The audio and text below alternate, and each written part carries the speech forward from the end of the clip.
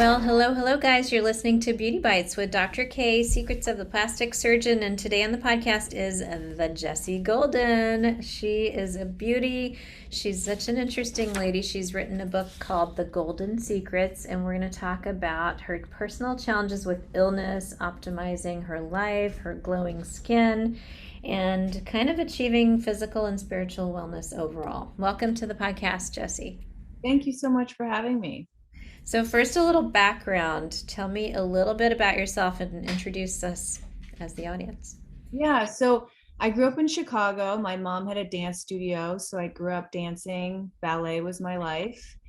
And that really laid the foundation, I feel like, for the rest of my life as far as discipline and hard work and all of that stuff. The negative side of things, though, was trying to achieve this epitome of perfection that didn't exist.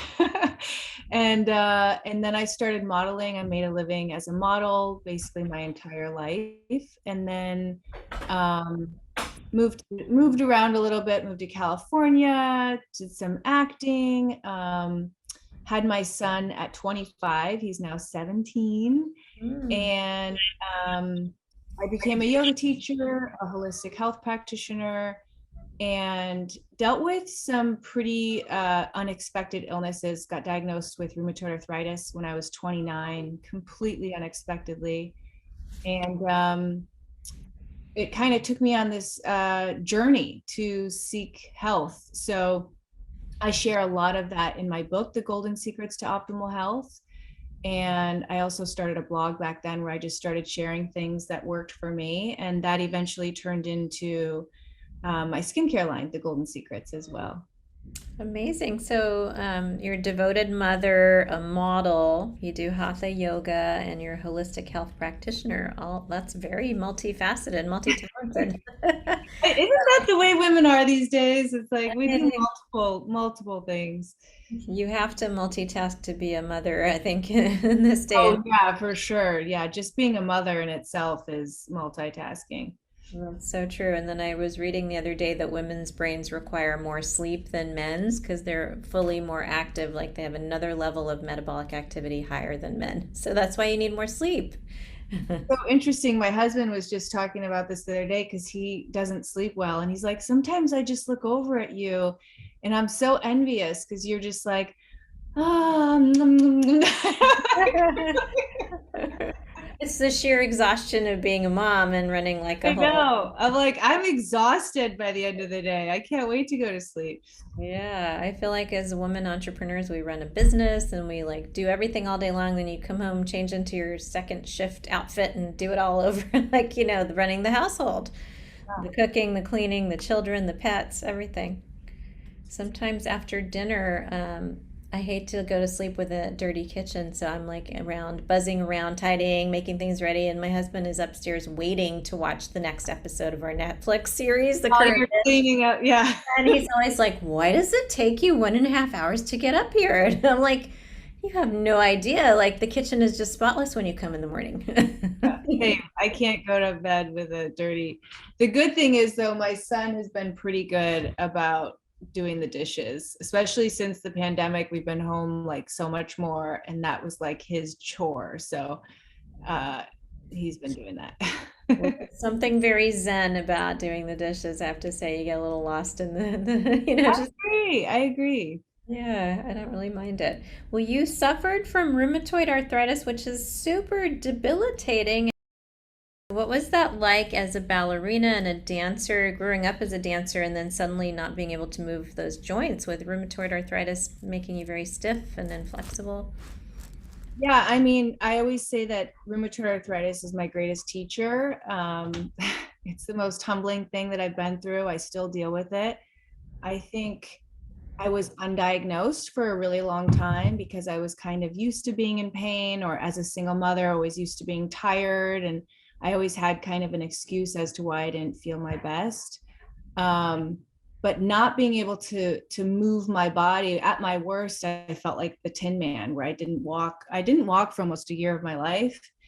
Hmm. And I say that I'm thriving with rheumatoid arthritis. I still technically have it. There's no cure, but I'm happy to report that I feel really well, except for some joint damage just from having it for plus 15 years now. It's just chronic inflammation, is not your friend. What are some things that you've done in terms of diet? Do you notice that high glycemic index foods, per se, like carbohydrates and sugars, are those making your joint symptoms worse? Have you weaned away from all that?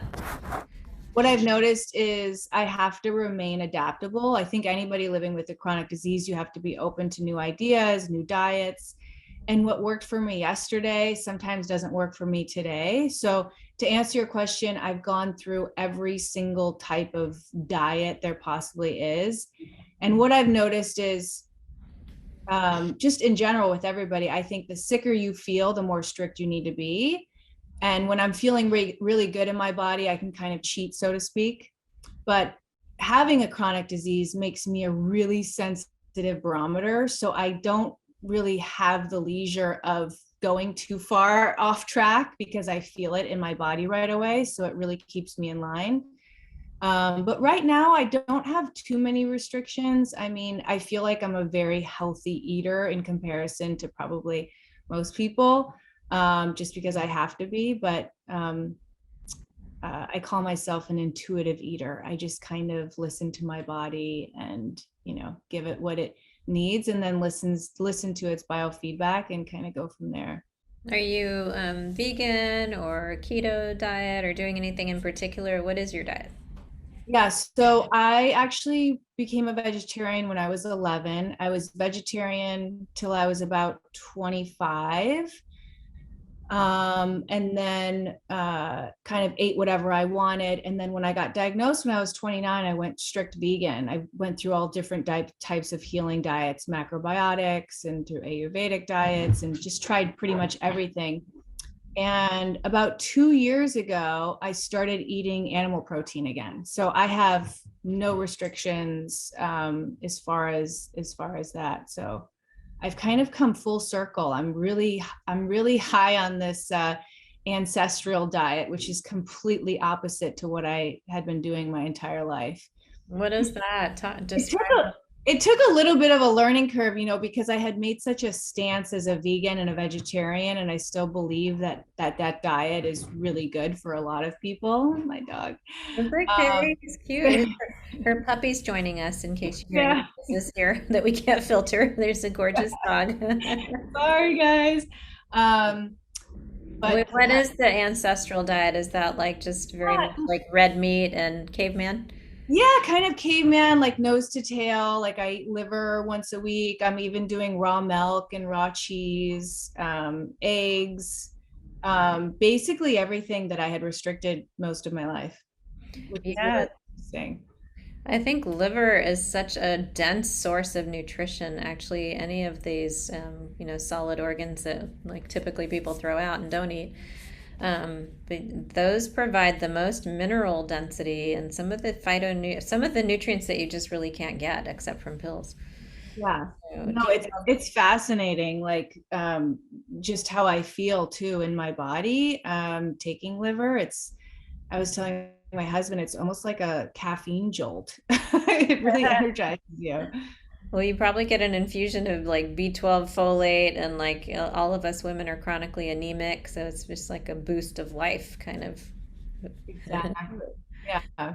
We'll talk a little bit about spiritual wellness and like the journey and steps that you recommend for us. You have this book, it's The Golden Secrets. Is spiritual wellness part of these secrets? Yeah, it absolutely is. I mean, spirituality has always been a huge part of my life. And then when I found yoga at 18, I always say yoga has saved my life more times than I can count.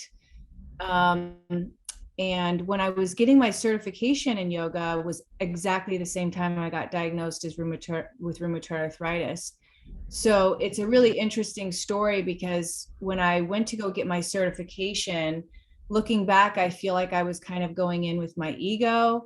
Coming from a ballet background, I could already do all the poses or asana, like I could do all that stuff. So I just kind of wanted my certification. But at that same time of getting diagnosed, my body completely shut down. So I had to sit on the sidelines while all my, peers were doing all these amazing asana classes. But the magical thing that happened there is I really got to dive into the other aspects of yoga and, turn inward and really see, some of the things that I was doing to myself. Like a huge one is negative thoughts. Like, I was my biggest critic. I am my biggest critic, but just having a negative thought pattern and how toxic that could be to your body. Um, and I think that that's one of the most beautiful things that can come out of chronic disease is it brings you to the present moment and it makes you do the work. And I would not be here if I didn't have spirituality, because I choose.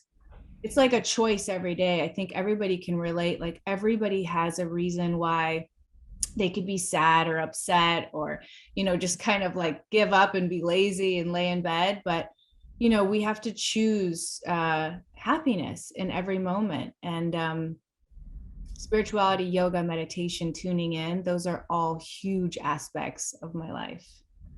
Definitely. You do have to choose. And it would be very easy to give up with such a debilitating illness, taking your dancing joy. And, like, I don't know how you didn't curl up into a ball and just, like, withdraw. But eventually the fighter in you has to come out, right? Yeah, that's the other side of things is I was a young mom. My son was 4 years old when I was diagnosed. So I didn't really have a choice. I didn't have an option. And so kind of through him, I learned self-love for myself, because if I wasn't around, like there was going to be nobody for him. So he's Mm-hmm. always been my driving force to, just be a better human and do better. And, I definitely have had my days. I think that's normal to like allow yourself to like have sad days, but you just can't sit in it because that in itself just can spiral and become a toxic, Mm-hmm. toxic. And I think what you said is so accurate about the way you talk to yourself and the inner voice, not using your negative voice. There's so much negativity in being a ballerina. Like, I think there's so many women with eating disorders who weigh themselves every day, who really critique their body and their physique. I see it in aesthetics, where everybody's tearing apart their faces and analyzing every line, every wrinkle, every droop. And you have to talk to yourself, not with you can't use your mean girl voice, because if you use that every time you look in the mirror, like, you're so ugly and you're so droopy and jowly, and like, okay, well, that is very negative. That impacts how you project, your confidence into the world. So I'm sure that it was difficult as a ballerina to come away from all that. Yeah, I always tell people, because I went from being a ballerina to being a model, and a lot of people would ask me about modeling and how I was able to deal with the rejection and the comparison and all of these things. And to me, it was so easy because I think ballet made me bulletproof because I was so beat down. But I took ballet more personal because ballet, you're actually being judged on something that you're working at. Like I can't necessarily, change the way that I look, so dramatically that certain clients would want to hire me. So with modeling, I was always very like, take it or leave it. This is who I am. With modeling, I would take it a little bit more personal because, I was practicing and working hard to get to that point. Mm-hmm. What are some of the other golden secrets from your book, The Golden Secrets to Optimal Health? Like, give us some other ideas of things that we need to incorporate to live well. Yeah. I love talking about getting back to diet is something that I noticed when I was on my healing journey is everybody kind of wanted just one diet. Like, what do I do to get better? And what I noticed is there's not one diet, there's not one pill, there's not like one remedy that's great for everybody. So in my book, I take you on this journey to look at your ancestry, to look at your dosha, to look at your blood type, to break down any known allergies that you have, where you're living, so that you can eat seasonally. And I kind of like walk you through this whole process to figure out what would actually work best for you. Because I'm a big believer in, our body being able to optimize certain nutrients based on like what our grandparents ate, our ancestors ate, or where we're living. For example, like I always like to use this example, like I'm from Eastern European descent. So if I were to eat pineapples every single day, they could be a little bit too expansive or sugary for me. But if I go to Hawaii or a tropical island, it's actually best to eat what's native from that land because your body assimilates it better. So it just kind of makes sense. It's just things that, like, when you start looking at things certain ways, it just starts to make sense. And I love sharing that because I think it gives you more freedom to eat with what works for you instead of saying I'm this or I'm that, you know. Mm-hmm. What do you do for exercise nowadays? I still practice yoga. I love Pilates. I still do, you know, some ballet bar here at home. Mm-hmm.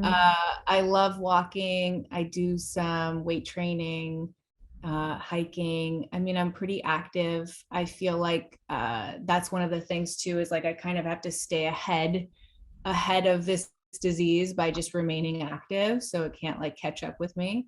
Mm-hmm. Um, but I think that's also a big part of, you know, the golden secrets, and just maintaining your health and your beauty and feeling good about yourself. Like all of that comes hand in hand, you know. What are some of your top beauty tricks? And for a visual, Oh, super gorgeous, long blonde hair, and like clear, bright, beautiful skin. thank you so much. So sweet. I would say beauty secrets. I'm a huge advocate of oil cleansing. I think you know, a lot of the cleansers that we use can disrupt the skin barrier and actually cause more issues. And I've noticed so many people that when they stop over cleansing or use oil cleansing, and their, you know, skin is able to balance out, it just like flourishes. So less is more sometimes, you know, with skincare. I think if you just use high quality skincare consistently, just maybe 3 products, you're good to go. Um, what else? Some unusual ones are, I love getting upside down. I think that there's something to say about that. I Mhm. have, you know, in yoga, we do headstands and handstands and just letting the circulation and blood flow. And I have a yoga swing where I like to hang upside down. Um, and I think it's great for hair. I think it's great for skin. I think it's great for your brain. I Um, love it. I do that too every you day. do? Oh, Every I day, love yeah. that. That's Yeah. awesome. You know, Um, one of those hangy things in the basement gym. But I also like, even if I don't have time to do the routine, I'll just lay over the side of my bed and just like let each vertebrae stretch. And I think that blood flow, that extra blood flow, is so beneficial. I think that's why yogis stay young, the headstands and the handstands, and keeps you mentally clearing out the toxins from the brain and the amyloid plaques of Alzheimer's and that kind of thing. I couldn't agree more. I mean, yoga, yeah, I mean, there's a million steps in yoga, I think, that are just like amazing. Um, and there's this other beauty trick that I just started doing that I'm obsessed with. I haven't shared yet, which is really cool. It's actually a little makeup hack. Um, but I've been basically filling in the end of my brow with a little foundation, and then I extend my brow out up a little bit higher. So if you kind of fake a brow lift with makeup, Nice. Yeah. it's a really, really cool trick. I'm gonna have to do a video of it one time, but my eyebrows are naturally rounded and kind of come down pretty far, which could make my eyes look heavier. So just a little tweak and tweeze in the eyebrow can help lift the eye. And that's true. Some of the girls that come in asking me for a brow lift I tell them like the best brow lift is when the makeup artist literally shave their brow and then draw it up higher. Like those are the best, you know? That's what I did. I just trimmed on the end because it was just kind of hanging down. I just like shaved it a little bit. I do Botox for the corner. Well, you can do Botox for brow lift at the tail of the brow. It lifts those muscles. And we also do temple filler, which opens it nice and wide and pretty. And then Wow. also temple threads are really nice. But that's like steps of increasing aggressiveness or Yeah, yeah, intervention. yeah. Yeah, this is Yeah. something you could just do with a little, a little trick. I was like, oh my, I actually saw it on TikTok. Yeah. I was like, oh my gosh, that's brilliant. Have you tried any injectables, Botox or fillers? Or I would you? have, when I was still modeling, I mean, I basically retired. I like called my agent and I was like, I think I'm retiring just because it was getting to the point where I was, competing with 24-year-olds, girls half my age. And I did feel obligated to keep up my appearance and compete with them. So I would get some here, some Botox here, so I wouldn't frown when the light was on me and around my eyes. But it was a hit or miss with me around my eyes. I've been told I have smiling eyes. So, I look back at pictures and, my son is a perfect example. He's 17. When he smiles, he gets crow's feet. Like we have smiling eyes. So I've just kind of learned to embrace that. you know I and think you should still model. There's like a whole market for models who are like, maturing beautifully and aging gracefully, and you still look fabulous. You should thank you definitely. so much. I think we need to change the culture of only looking at 20-year-old models because like the vast majority of the world is not 20 and does not want to be 20 anymore. Yeah, yeah, no, I agree. I think it was just, I once I started the Golden Secrets, I was like, I'm just going to dedicate my energy to this. I did enough on the other side of things. Those are some awesome tips. How about supplements or things you're doing to kind of biohack aging, longevity? Big advocate of collagen, something that I didn't take for a long time because I was vegan. I put it in my coffee every day. I get some powder Nice. collagen. Yeah. I love. I'll have to send you some of mine. I have a really great. Oh, Yeah. good. Oh, I didn't know that. I would love that. Yeah, It's I love called. collagen. It's so And good. It's the highest concentration of collagen peptides on the market per serving, and it's just amazing. Like wow. literally, your nails and hair will grow like crazy, and skin.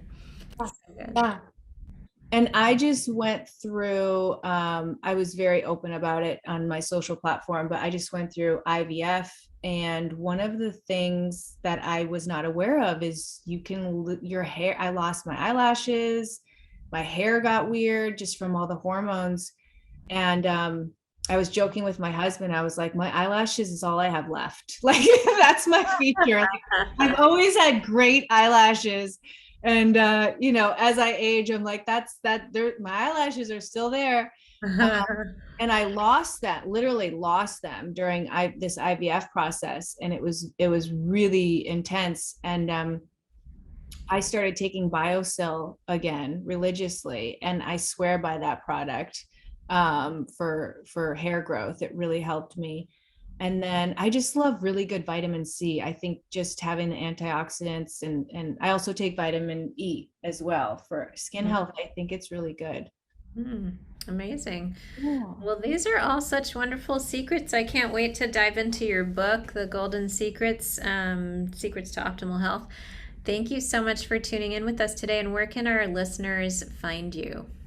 I'm most active on Instagram at Jessie Golden, and the Golden Secrets also has its own Instagram. And thegolden-secrets.com, jessiegolden.com. I just launched. I'm so excited about it. It's a space that's more personal to me, and I share all the other products and tools and rituals and things that I love. I love that. And it's Jessie, Jesse, for anybody who's searching that out.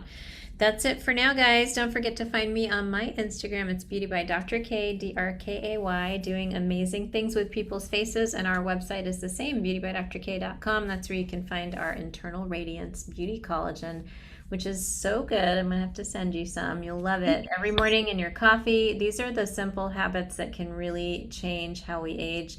Not just your skin, hair, and nails, but your bone density. Like women can have less hip fractures when they're taking collagen every day. So do the simple things, follow the golden secrets. That's it for now, guys. Stay beautiful.